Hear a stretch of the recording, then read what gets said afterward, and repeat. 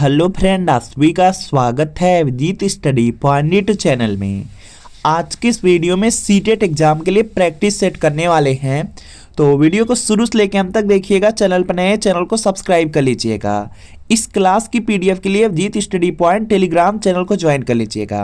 CTET exam आपका 8 फरवरी को होने वाला है। बहुत ही कम समय आपके पास बचा हुआ है। जो भी आपके पास books notes previous year paper है उसी से आप ज़्यादा से ज़्यादा रिवीजन कीजिए कि इस बार का जो सीटेट एग्जाम है उसको आप लोग पास कर सकें।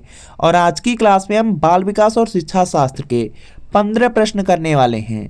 सीडीपी के अगर इन 15 प्रश्नों में से आपके 10 प्लस प्रश्न बिल्कुल सही होते हैं तो आप सीटेट एग्जाम को काफ़ी अच्छे स्कोर से पास कर पाएंगे। तो आज की क्लास से कितने प्रश्न आपके बिल्कुल सही हुए हैं यह कमेंट आप जरूर कीजिएगा। आज की क्लास का आपका सबसे पहला प्रश्न है, शिक्षा के क्षेत्र में पाठ्यचर्या शब्दावली किस ओर संकेत करती है यह आपको बताना है। 4 ऑप्शन दिया गया, चारों ऑप्शन आप लोग पढ़ेंगे उसके बाद आंसर करेंगे। पाठ्यचर्या का क्या मतलब है? विद्यालय का संपूर्ण कार्यक्रम जिसमें विद्यार्थी प्रतिदिन अनुभव करते हैं। यह आपका मूल्यांकन प्रक्रिया, कक्षा में प्रयुक्त की जाने वाली पाठ्य सामग्री या शिक्षण पद्धति एवं पढ़ाई जाने वाली विषय वस्तु। पाठ्यचर्या क्या है? पाठ्यचर्या में विद्यालय का संपूर्ण कार्यक्रम आ जाता है। विद्यालय में देखेंगे स्टार्टिंग में आपका यहाँ पे प्रेयर होती है, प्रार्थना होती है। उसके बाद देखेंगे जो कक्षाएं चलती हैं उस जो भी यहाँ पे देखेंगे खेल कूद होते हैं स्कूल में, सब का सब जो कार्य है, जो सबका सब कार्यक्रम है वही पाठ्यचर्या होता है। ये सब काम सब कुछ मिला करके पाठ्यचर्या होता है। तो यहाँ पे क्या हो जाएगा? विद्यालय का संपूर्ण कार्यक्रम जिसमें विद्यार्थी प्रतिदिन अनुभव प्राप्त करते हैं। तो यहाँ पे क्या होगा? ए वाला राइट आंसर है। जो भी छात्र ए वाले को चूज किए हैं वह बिल्कुल राइट हो जाएंगे। पाठ्यचर्या का मतलब है विद्यालय का संपूर्ण कार्यक्रम जिसमें विद्यार्थी प्रतिदिन अनुभव करते हैं। तो यहाँ पे ए वाला राइट आंसर है।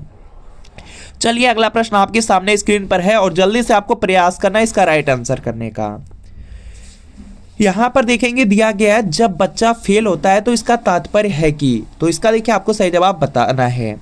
देखिए बच्चा क्या हो जा रहा है? पास नहीं हो रहा है, स्कूल में फेल हो जा रहा है। देखिए जो बाल विकास और शिक्षा शास्त्र है, जो आपका यहाँ पे सीडीपी वाला पोर्शन होता है, उसमें कभी भी अगर यहाँ पे बच्चा है और टीचर है, उसमें देखेंगे कभी भी बच्चे की गलती नहीं देना होता है, हमेशा टीचर की ही गलती होती है। अगर जो कोई भी बच्चा है वह कुछ सीख नहीं पा रहा है या फेल हो जा रहा है तो यह सब कमी शिक्षक की होती है या उस स्कूल की रहती है, बच्चे की नहीं रहती है। तो यहाँ पर ध्यान से देखेंगे, आंसर करेंगे। बच्चा देखिए क्या हो जा रहा है? फेल हो रहा है। इसका तात्पर्य क्या है? बच्चे ने उत्तरों को सही तरीके से याद नहीं किया है। यहाँ पे देखेंगे बच्चे की गलती हो जा रही है कि उत्तरों को सही तरीके से याद नहीं किया है, तो यह गलत है, यह नहीं होगा। बच्चे को प्राइवेट ट्यूशन लेनी चाहिए थी, यह भी गलत है, यह भी क्या होगा? गलत हो जाएगा। व्यवस्था फेल हुई है, यह देखेंगे सही है, क्योंकि यहाँ पर देखेंगे जो आपका यहाँ पे शिक्षण है, उसकी जो यहाँ पे क्या है व्यवस्था है वह क्या हुआ है? फेल हुआ है। यहाँ पे जो शिक्षण है, जो पढ़ाने का तरीका है, जो आपका स्कूल है उसकी जो व्यवस्था है वही फेल हुई है। तो यहाँ पे क्या होगा? आपका ऑप्शन नंबर सी वाला बिल्कुल राइट आंसर हो जाएगा। बच्चा पढ़ाई के लिए योग्य नहीं है, यह भी नहीं होगा। देखिए बच्चा फेल हो रहा है उसका एक ही कारण है कि जो शिक्षा की व्यवस्था है, जो शिक्षण की व्यवस्था है वही फेल हो गई है। उसमें विद्यालय की कमी है या तो शिक्षक की कमी है, लेकिन बच्चे की कोई गलती नहीं है। तो यहाँ पे क्या है? सी वाला राइट आंसर है। अगला प्रश्न आपके सामने है। यहाँ पे 16 वर्षीय बच्चा बुद्धि लब्धि परीक्षण में 75 अंक प्राप्त करता है, उसकी मानसिक आयु कितनी वर्ष होगी यह आपको बताना है। सीटेट एग्जाम में एक प्रश्न आपका फिक्स है और सीटेट एग्जाम का 2011 से लेकर 2024 का पेपर देखेंगे 7 से 8 बार यह प्रश्न पूछा गया है। उसमें एक ही प्रश्न पूछा जाता है, या तो आपसे बुद्धि लब्धि का फार्मूला पूछ लिया जाता है या तो इसी से रिलेटेड क्वेश्चन दे दिया जाता है जिसमें आपको आंसर करने रहते हैं। जैसे आपसे बुद्धि लब्धि पूछ दिया जाए या मानसिक आयु पूछ दिया जाए या आपका वास्तविक आयु पूछ दिया जाए। नीचे देखेंगे वास्तविक आयु है इंटू में 100, यही फार्मूला है, याद रखेंगे। तो फार्मूला आपको याद रखना है, या तो आपसे बुद्धि लब्धि पूछा जाएगा या मानसिक आयु पूछा जा सकता है, इनमें से कोई क्वेश्चन पूछा जाता है। तो ध्यान से देखेंगे 16 वर्षीय क्या है? बच्चा है, बुद्धि लब्धि परीक्षण में 75 अंक प्राप्त कर रहा है, उसकी मानसिक आयु आपसे क्या पूछा जा रहा है? मानसिक आयु। फार्मूला यहाँ पर देख लीजिए एक बार कि बुद्धि लब्धि बराबर मानसिक आयु बटे वास्तविक आयु गुणे 100 है। देखेंगे यहाँ पे आपको पहले ही जो बुद्धि लब्धि परीक्षण है उसमें देखेंगे बुद्धि लब्धि की जो वैल्यू है दे दिया है, यहाँ पर फिर से फार्मूला लिख देते हैं, बुद्धि लब्धि बराबर होता है आपका मानसिक आयु, इसको कहीं पर नोट कर लेंगे, मानसिक आयु होता है और बटे में वास्तविक आयु रहता है और इनटू में आपका रहता है 100, इनटू में क्या रहता है 100 रहता है। तो चलिए यहाँ पर देखेंगे बुद्धि लब्धि कितना दिया गया 75, 75 लिख लीजिए, बराबर का साइन दे दीजिए। मानसिक आयु आपको नहीं दिया है, नहीं दिया है तो ऐसे ही रहने दीजिए इसको, और बटे में यहाँ पर देखेंगे वास्तविक आयु यहाँ पर दिया गया 16 वर्षीय बच्चा है, तो यहाँ पे 16 कर लीजिए, गुणे 100 कर लीजिए। इसको अब आपको सॉल्व करना है, सॉल्व करने के लिए यहाँ पे मानसिक आयु हो जाएगा और यहाँ पे 75 करेंगे आप लोग, 75 यहाँ पर है तो इस 16 अगर इस साइड जाएगा 75 करेंगे तो 75 गुणे 16 हो जाएगा, यहाँ पे 75 गुणे 16 हो जाएगा। और जो यहाँ पे इंटू में 100 है वह डिवाइड में हो जाएगा, यहाँ पे बटे में हो जाएगा, अपान में हो जाएगा। और अगर 25 से इसको डिवाइड करते हैं तो 25 से 3 बार में डिवाइड हो जाएगा 75, 25 यहाँ 75 होता है, 3 बार में यह डिवाइड होगा, 100 4 बार में डिवाइड होगा। और ये जो नीचे 4 है इसी से यहाँ पे 16 डिवाइड हो जाएगा 4 बार में। 3 और 4 का मल्टीप्लाई कर देंगे, गुणा कर देंगे, 3 का 4 में करेंगे 12 आ जाएगा, 12 देख लेंगे किस ऑप्शन में है, जहां पर भी रहेगा वही राइट आंसर होगा। तो यहाँ पे क्या हो जाएगा, सी वाला राइट आंसर है। जो भी छात्र यहाँ पे सॉल्व करके आंसर 12 ला दिए हैं वह बिल्कुल सही हो जाएंगे। तो सी वाला आपका क्या है, बिल्कुल राइट आंसर होगा। अगला प्रश्न आपके सामने है, प्रयास करना है सभी लोगों को कि इसका आप लोग राइट आंसर कर सकें। देखिए दिया क्या है, दिया गया है आपका कि लेखन वैकल्य की विशेषता है, लेखन वैकल्य दिया गया है। तो सीधा सीधा इसका मतलब है कि यहाँ पे लिखने संबंधी कोई कठिनाई हो रही है, लेखन संबंधी कोई विकार है। अगर यह आपको नहीं समझ में आता है तो इंग्लिश वर्जन पढ़ सकते हैं, जैसे इंग्लिश वाला अगर आपको याद हो, जैसे यहाँ पे आपको भी पता है यहाँ पे ये जो डिस्कैल्कुलिया होता है वह आपका क्या होता है, वह गणितीय संबंधी विकार होता है, और एक होता है डिसलेक्सिया होता है वह पढ़ने संबंधी उसमें विकार होता है, तीसरा आपका होता है डिस्ग्राफिया होता है जिसमें लिखने संबंधी विकार रहता है। तो यहाँ पे क्या है, डिस्ग्राफिया है, डिस्ग्राफिया का मतलब है लिखने संबंधी कोई कठिनाई हो रही है। तो यहाँ पर देख लेंगे चारों ऑप्शन में, तो यहाँ पर देखेंगे लिखित कार्य में चुनौती, डिफिकल्टीज इन राइटिंग दिया गया है, तो यहाँ पे क्या होगा, बी वाला राइट आंसर होगा। लेखन वैकल्य अगर समझ में आ जाता है तो उसी से कर लेंगे, क्योंकि लेखन वैकल्य लिखा गया है इसका मतलब है लिखित कार्य में कोई चुनौती आ रही है, परेशानी आ रही है, विकार है, कठिनाई हो रही है। नहीं समझ में आता है तो डिस्ग्राफिया से समझिए कि लिखित कार्य में चुनौती। अगला प्रश्न आपके सामने स्क्रीन पर है, सभी को प्रयास करना है इसका राइट आंसर करने का। अर्थपूर्ण अधिगम मुख्य रूप से किसके बारे में नहीं है, तो इसका देखिए आपको सही जवाब बताना है। अर्थपूर्ण अधिगम क्या होता है, यहां पर देखेंगे अर्थपूर्ण अधिगम में क्या नहीं होगा यह आपको बताना है।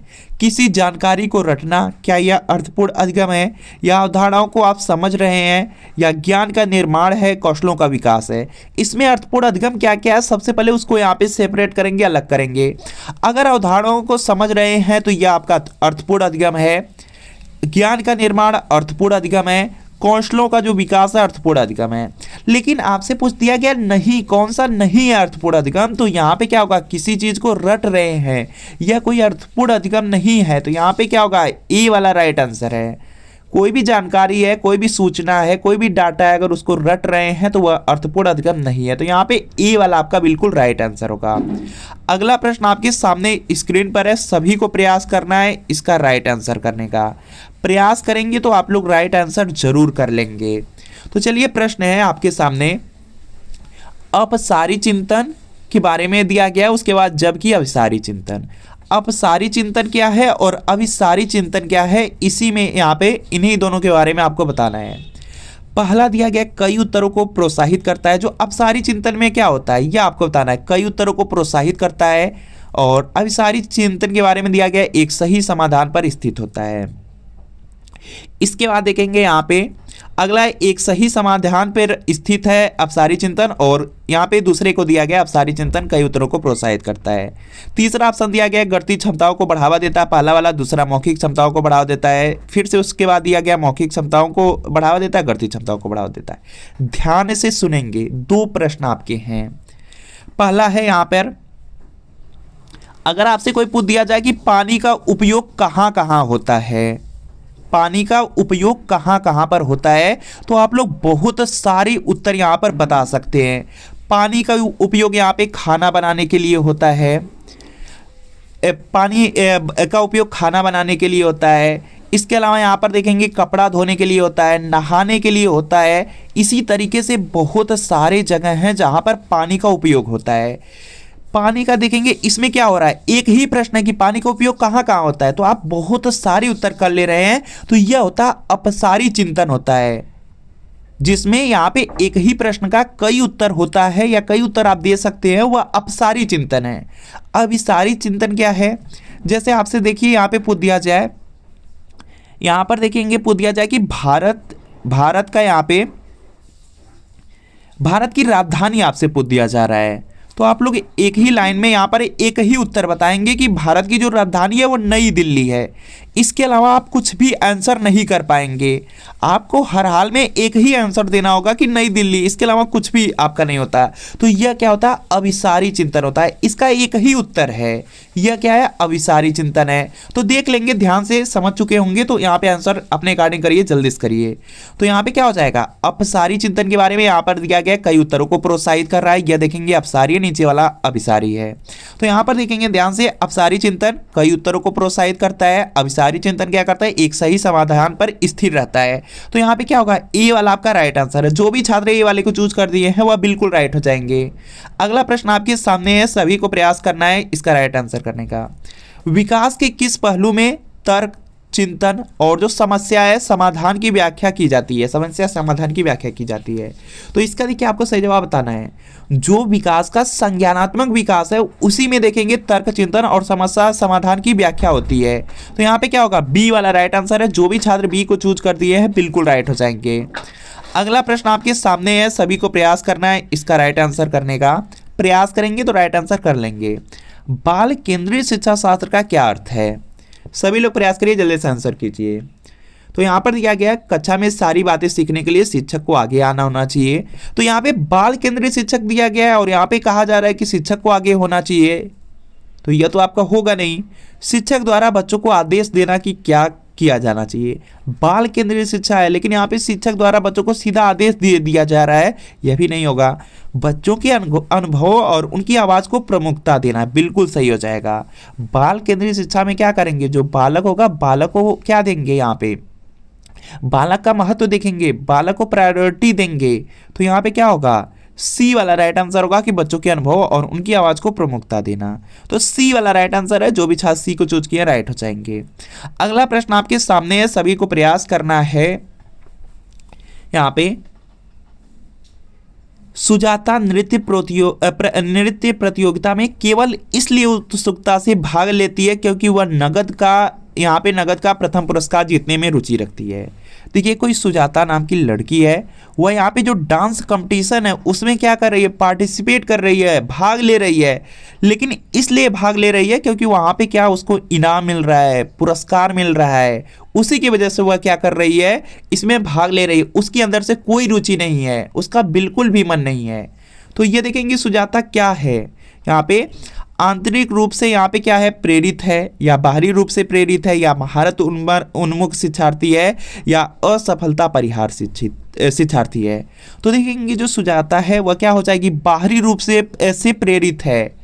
वह क्या है, वह अपना व्यक्तिगत लाभ लेना चाहती है। जो पैसे उसको मिल रहे हैं, जो पुरस्कार मिल रहा है, उसी को वह सिर्फ लेना चाहती है, उसका बिल्कुल मन नहीं है। तो यहाँ पे क्या हो जाएगा, वह बाहरी रूप से प्रेरित है, उसी पैसे की वजह से वह प्रेरित है, व्यक्तिगत लाभ चाहती है। तो यहाँ पे क्या होगा, बी वाला बिल्कुल राइट आंसर है। जो भी छात्र बी वाले को चूज किए हैं बिल्कुल राइट हो जाएंगे। अगला प्रश्न आपके सामने है, सभी को प्रयास करना है और इसका राइट आंसर करने का प्रयास करेंगे तो राइट आंसर कर लेंगे, बहुत ईजी है। प्रगतिशील शिक्षा में बच्चों को किस तरह से यहाँ पे देखा जाता है? तो इसका देखिए आपको सही जवाब बताना है। पहला ऑप्शन है ज्ञानवर्धक और अर्थ की रचना करने वाले। दूसरा दिया गया कमजोर और सुरक्षा की जरूरत में कमजोर दे दिया गया, सुरक्षा जरूरत के रूप में दे दिया गया। प्रगतिशील शिक्षा में बच्चों को के बारे में पूछा जा रहा है, तो दूसरा तो होगा ही नहीं। तीसरा दिया गया मासूम और आश्रित दिया गया, मासूम भी लिखा गया, आश्रित भी लिखा गया है, तो यह भी आपका गलत हो जाएगा। आज्ञाकारी और केवल ज्ञान का उपयोग करने में सक्षम, केवल लग गया है। वैसे भी यहाँ पे जो आप लोग निगेटिव टैग वर्ड पूछेंगे तो उसमें केवल शब्द जहाँ पर भी रहता है लगभग वो गलत ही माना जाता है, तो यह भी नहीं होगा। तो यहाँ पे क्या होगा, प्रगतिशील शिक्षा में बच्चों को ज्ञानवर्धक और अर्थ की रचना करने वालों की तरह हम लोग देखेंगे, तो यहाँ पे ए वाला आपका राइट आंसर है। अगला प्रश्न आपके सामने है कि लेव वायगोस्की संज्ञानात्मक विकास को किस रूप में देखते हैं। तो इसका देखिए आपको सही जवाब बताना है।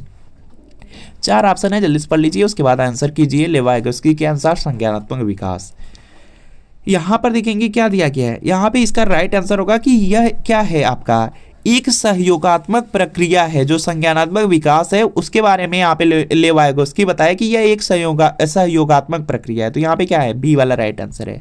जो भी छात्र बी को चूज कर दिए राइट है। चलिए अगला प्रश्न आपके सामने है, सभी लोग प्रयास करिए और इसका राइट आंसर करिए। जल्दी से प्रयास करेंगे तो राइट आंसर कर लेंगे। तो यहाँ पे देखेंगे दिया गया हार्वर्ड गार्डनर के बहुबुद्धि सिद्धांत का प्रस्ताव है कि, तो जल्दी से चारों आंसर पढ़ लीजिए, उसके बाद आंसर कीजिए। बुद्धि जो आपका यहाँ पे अकादमिक सफलता का सफलतापूर्वक अनुमान लगा सकती है। बुद्धि जो होती है समय के साथ बदलती है। और अगला है कि बुद्धि मुख्य रूप से आनुवंशिक विरासत में मिलती है। और अगला है बुद्धि को सटीक रूप से मापा जा सकता है और सटीक रूप से विधेय किया जा सकता है। हार्वर्ड गार्डनर का जो बहुबुद्धि सिद्धांत का प्रस्ताव, उसके अनुसार देखेंगे जो बुद्धि होती है, बुद्धि क्या होता है, समय के साथ बदलती रहती है। जैसे जैसे आप बड़े होते जाते हैं आपकी जो बुद्धि होती है वह क्या होती है, बदलती रहती है। आपकी अप्रोच करने की जो क्षमता है वह बढ़ती रहती है। तो यहाँ पे क्या होगा, बी वाला बिल्कुल राइट आंसर हो जाएगा। तो यहाँ पे क्या है, बी वाला बिल्कुल राइट आंसर हो जाएगा। अगला प्रश्न आपके सामने है और प्रयास करना है इसका राइट आंसर करने का। कोहलबर्ग के अनुसार सही और गलत के प्रश्न के बारे में निर्णय लेने में शामिल जो चिंतन प्रक्रिया है उसको कहा जाता है। तो इसका देखिए आपको सही जवाब बताना है। देखिए जो कोहलबर्ग का जो यहाँ पे नैतिक विकास का सिद्धांत है उससे एक प्रश्न आपका बिल्कुल फिक्स है। कोई उदाहरण दे करके प्रश्न किया जाए या उसे डायरेक्ट प्रश्न किया जाए, लेकिन एक प्रश्न आपका फिक्स है कोहलबर्ग के नैतिक विकास के सिद्धांत से। हर बार सीटेट में पूछा जाता है। कोई ऐसा ईयर नहीं है 2011 से लेकर के 2024 तक जिसमें कोहलबर्ग के नैतिक विकास के सिद्धांत से रिलेटेड प्रश्न न पूछे गए हो। तो चलिए प्रश्न का उत्तर दीजिए कि कोहलबर्ग के अनुसार जो सही है और गलत के प्रश्न के बारे में निर्णय लेने में जो शामिल चिंतन प्रक्रिया उसको क्या कहा जाता है। तो वह होता है नैतिक तर्कड़ा। तो यहाँ पे क्या है, बी वाला बिल्कुल राइट आंसर है। अगला प्रश्न आपके सामने है और इसका आंसर करना है। डिसलेक्सिया मुख्य रूप से यहाँ पे किसकी समस्या से संबंधित है। तो इसका देखिए आपको सही जवाब बताना है। प्रयास करिए, राइट आंसर कीजिए। आपको देखिए अभी जस्ट कुछ देर पहले बताया गया है कि जो डिसलेक्सिया है उसमें क्या होता है। चलिए पहले आप प्रयास कीजिए। यहाँ पे 4 ऑप्शन है, सुनने, पढ़ने में और बोलने व सुनने में प्रॉब्लम आती है। तो जल्दी से आंसर कीजिए। देखिए जो डिसलेक्सिया है उसमें क्या होता है, पठन संबंधी विकार है। पढ़ने में क्या होती है, कठिनाई होती है। तो यहाँ पे क्या हो जाएगा, पढ़ने संबंधी समस्या। तो यहाँ पे क्या होगा, बी वाला राइट आंसर होगा। डिसग्राफिया पूछा जाएगा, लिखने से संबंधित हो जाएगा। डिसकैलकुलिया पूछ दिया जाएगा तो गणितीय संबंधी गणना संबंधी विकार होता है। तो यह पॉइंट आप याद रखेंगे। आगे भी प्रश्न है और उससे पहले यहाँ पर देख लीजिए। देखिए जो सीटेट एग्जाम है उसको इसी बार आप लोग पास कर लीजिए, क्योंकि देखिए जो सीटेट एग्जाम की मार्कशीट या सर्टिफिकेट आपको मिल जाता है तो उसके रिलेटेड लाइफ टाइम के लिए दोबारा सीटेट देने की जरूरत नहीं है। बहुत सारी वैकेंसी आने वाली है, जैसे यूपी में आपका सुपर टेट हो गया, बिहार में आपकी बीपीएससी ट्री, इसी तरीके से महाराष्ट्र में वैकेंसी, राजस्थान, हरियाणा, सब जगह वैकेंसी आपकी आ रही है और सब जगह सीटेट के माध्यम से ही आप अप्लाई कर पाएंगे। और सीटेट एग्जाम में देखेंगे आपका यहाँ पे 150 प्रश्न पूछा जाता है। कोई निगेटिव मार्किंग नहीं है, पास करना भी इजी है क्योंकि 90 नंबर आपका पासिंग मार्क है। और इसमें देखेंगे लगभग आपका 150 में 100 से 110 प्रश्न आपका प्रीवियस ईयर पेपर से, चाहे कोई सब्जेक्ट हो, चाहे आप यहाँ पे पेपर फट दे रहे हैं, पेपर सेकंड में मैथ साइंस हो, सोशल साइंस हो या प्राइमरी का हो, सब में देखेंगे 100 से 110 प्रश्न इसी से रिपीट हो जाता है प्रीवियस ईयर पेपर से। और हर सब्जेक्ट की बात कर ले, जैसे सीडीपीएस सीटीपी में 30 प्रश्न आता है, 20 से 22 प्रश्न प्रीवियस ईयर पेपर से। लैंग्वेज में हिंदी, संस्कृत, इंग्लिश, उर्दू, मराठी, कोई लैंग्वेज ले लीजिए, 30 में 20 से 22 प्रश्न प्रीवियस ईयर पेपर से। सोशल साइंस लिए हैं या मैथ साइंस लिए हैं या प्राइमरी का ईवीएस मैथ लिए हैं, 60 प्रश्न आएगा और 40 से 42 प्रश्न प्रीवियस ईयर पेपर से। कुल मिला जुला करके सीटेट के लिए प्रीवियस ईयर पेपर जरूर पढ़ के एग्जाम में जाइएगा, बहुत अच्छा स्कोर करके आएंगे। तो यह सीटेट फरवरी 2026 के लिए प्रीवियस ईयर पेपर है। यह सोशल साइंस का क्लास 6 to 8 का पेपर सेकेंड है। बिल्कुल इसी तरीके से मैथ साइंस का मिल जाएगा, प्राइमरी चाहेगा प्राइमरी का मिल जाएगा। इसमें जून 2011 से दिसंबर 2024 तक आज तक सीटेट में जितना पेपर हुआ पूरा का पूरा पेपर मिलेगा, पूरे 14 साल का पेपर आंसर की के साथ एक्सप्लेनेशन, सॉल्यूशन, व्याख्या सब कुछ दिया गया, बिल्कुल डिटेल में दिया गया। एक बार पढ़ेंगे पूरा समझ में आएगा। और सभी सब्जेक्ट है CDP, social science, Hindi, Sanskrit, English, math, science, EVS. तो वीडियो के नीचे डिस्क्रिप्शन में जाना है, लिंक मिलेगी, लिंक को क्लिक करके नाम मोबाइल नंबर फिल करके सिर्फ 30 रुपए का पेमेंट करना है। जैसे 30 रुपए का पेमेंट करेंगे तुरंत प्रीवियस ईयर पेपर का जो पीडीएफ का डाउनलोड हो जाएगा। इससे तैयारी कर लेंगे, सीटेट एग्जाम में बहुत ज्यादा हेल्प मिल जाएगी। और अगर लिंक से परचेज करने में कोई प्रॉब्लम आ रही है या डायरेक्ट व्हाट्सएप से ही परचेज करना है तो यहाँ पे व्हाट्सएप नंबर दिया गया, इसी व्हाट्सएप नंबर पर सिर्फ लिखना है CTET previous year paper, social science या मैथ साइंस या प्राइमरी लिख करके मैसेज करना है। जैसे मैसेज करेंगे रिप्लाई किया जाएगा, 30 रुपए की सिर्फ पेमेंट करनी है। और जैसे 30 रुपए की पेमेंट करेंगे तुरंत प्रीवियस ईयर पेपर का पीडीएफ आपके ही व्हाट्सएप पे तुरंत भेजा जाएगा। तो इस व्हाट्सएप नंबर पर मैसेज आज ही जरूर कर लीजिए। और इसके आगे का प्रश्न आपके सामने है कि बुद्धि लब्धि या जो आईक्यू है इसकी अवधारणा किसके द्वारा दी गई थी, यह है। और जल्दी से प्रयास करिए, राइट आंसर कीजिए। 4 ऑप्शन है, गल्टान के द्वारा, बीने के द्वारा, स्टर्न के द्वारा, टर्मन के द्वारा। तो जो देखेंगे बुद्धि लब्धि या जो आईक्यू की अवधारणा है वह स्टर्न के द्वारा दी गई है, तो सी वाला राइट आंसर हो जाएगा। और इसके बाद देखेंगे एक बहुत ज्यादा इंपॉर्टेंट प्रश्न है जो कि आपके सीटेट एग्जाम में पूछा गया, इसका आंसर आपको कमेंट करना है। जो प्रतिभाशाली शिक्षार्थी रहते हैं वह कैसे होते हैं यह आपको बताना है, उनमें क्या रहता है यह बताना है। और इसमें आपको ऑप्शन में यहाँ पे कमेंट में उत्तर देना है ए बी सी डी, क्या सही है यह आपको कमेंट करना है। चारों ऑप्शन देख लीजिए, अवसारी चिंतक वाले रहते हैं या बहिर्मुखी वाले रहते हैं या बहुत परिश्रमी रहते हैं या अवसारी चिंतक। जो प्रतिभाशाली शिक्षार्थी है वह किस तरह के होते हैं यह आपको बताना है। कमेंट में ए या बी या सी या डी लिख करके कमेंट जरूर कीजिए। और आज की क्लास में जो 15 प्रश्न कराए गए उसमें से कितना प्रश्न बिल्कुल सही हुआ यह भी कमेंट कर दीजिएगा। और क्लास अगर अच्छी लगी हो लाइक कीजिए, चैनल पर नए चैनल को सब्सक्राइब कर लीजिए। पीडीएफ के लिए अभिजीत स्टडी पॉइंट का टेलीग्राम चैनल जरूर ज्वाइन कीजिए। टेलीग्राम चैनल पर ओएमआर सीट की यहाँ पे जो आपकी सीटेट की ओएमआर होती है वह आपको मिल जाएगी, ओएमआर का पीडीएफ मिल जाएगा, उसको प्रिंट करा करके आप अपनी प्रैक्टिस कर सकते हैं। और भी टेलीग्राम पे बहुत सारे नेगेटिव वर्ड होते हैं, पॉजिटिव टैग वर्ड होते हैं, इस तरह से बहुत सारे नोट्स वहीं पर मिलते हैं। तो टेलीग्राम चैनल को ज्वाइन कर लीजिए, इस व्हाट्सएप नंबर पर मैसेज कर लीजिए प्रीवियस ईयर पेपर के लिए।